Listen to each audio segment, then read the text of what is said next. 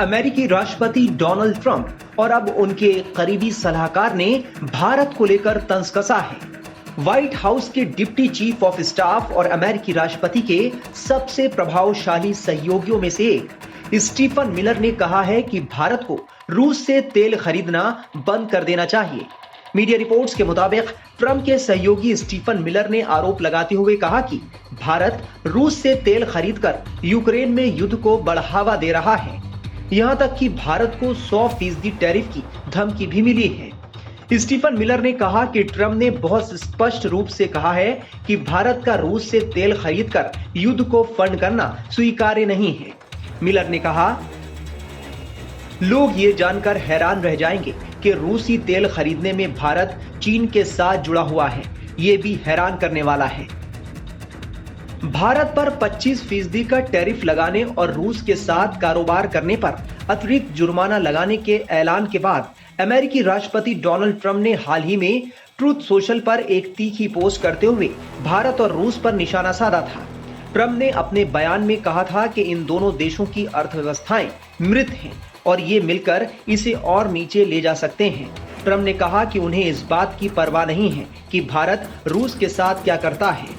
हालांकि media reports में दावा किया गया है कि अमेरिका की धमकियों के बावजूद भारत मॉस्को से तेल खरीदना जारी रखेगा।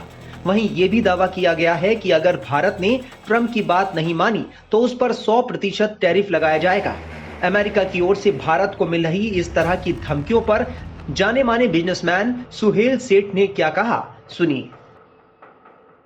डोनाल्ड ट्रंप की बातों में आप ना आए तो अच्छा ही होगा, क्योंकि उन्हें अपनी उनका मानसिक संतुलन हिल गया है और वो जो भाषा का प्रयोग करते हैं, जिस हिसाब से बात करते हैं, जो डील्स करना चाहते हैं, वो एक सेल्समैन है, राष्ट्रपति नहीं। भारत और अमेरिका के बीच अभी तक ट्रेड डील फाइनल नहीं हो पाई है।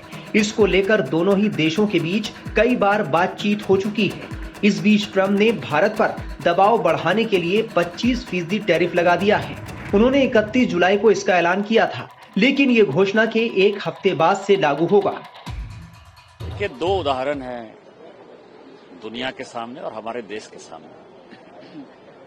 1998 में इसी भारतीय जनता पार्टी की सरकार में, कांग्रेस में तो हिम्मत थी नहीं, आपको ध्यान हो कि हमने परमाणु परीक्षण किया और अमेरिका ने और अमेरिका के कई एक सहयोगी देशों ने हमारे ऊपर इकोनॉमिक सैंक्शन लगा दिया।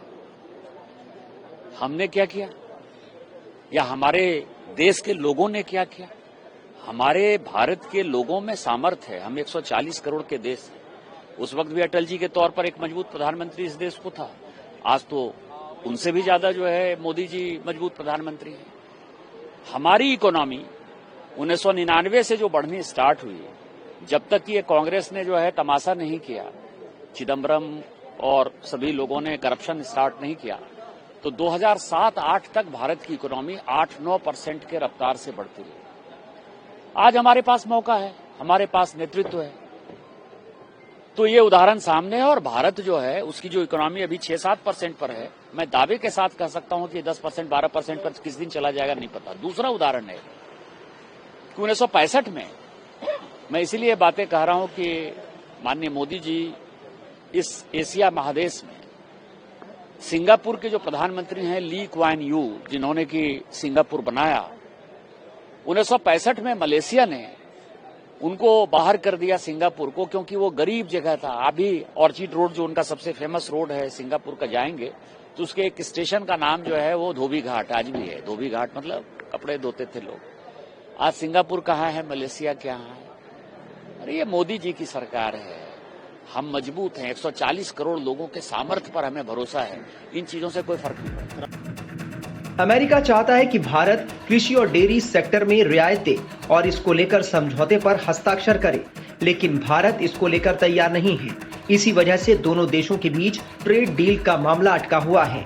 ट्रंप बार बार धमकी देकर भारत पर दबाव बना रहे हैं। आज जो है वो देश पूरी दुनिया के संकट और कंटक को पछाड़ करके आज दुनिया में सामान्य स्थिति नहीं। अगर आज एक दशक में देखें आप, कहीं पर युद्ध चल रहा है, तो कहीं क्लाइमेट चेंज की चुनौतियां खड़ी हुई हैं, तो कहीं पर पैंडेमिक की समस्याएं खड़ी हुई हैं, कहीं पर मिलिट्री ऑपरेशंस दिखाई पड़ रहे हैं, टेररिज्म की एक प्रॉब्लम्स है। उसके अलावा जो है वो दुनिया में एक दूसरे देशों के बीच में जिस तरह का जो है वो कलह दिखाई पड़ रहा है, इन तमाम संकटों और कंटकों को, और उसके अलावा जो है वो आर्थिक तंगी और मंदी का दौर पूरी विश्व में दिखाई पड़ा, उसको तमाम चीजों को पछाड़ करके देश की अर्थव्यवस्था मजबूत भी रही और महफूज भी रही।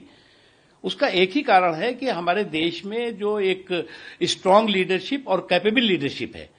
और मोदी जी का जहां तक सवाल है, मेरा खुद का अपना अनुभव है, 2 दशकों से ज्यादा समय उनके साथ, जब जब इस तरह की चुनौतियां देश के सामने और मोदी जी के सामने आई, मोदी जी और मजबूत होकर के उभरे हैं और उन्होंने पूरी मजबूती के साथ, पूरे कमिटमेंट के साथ, पूरे कन्विक्शन के साथ जो है वो देश के हितों को सर्वोपरि करते हुए उसमें सफलता हासिल की और इस तरह की चुनौतियों को चारों खानों चित किया है। बता दें कि रूस भारत का प्रमुख क्रूड ऑयल सप्लायर है और भारत दुनिया का तीसरा सबसे बड़ा तेल आयातक है, जो कि पश्चिमी प्रतिबंधों के बाद 2022 से रूस से रियायती दरों पर तेल खरीद रहा है। देश में कुल तेल आपूर्ति का करीब 35% हिस्सा रूस से ही आता है।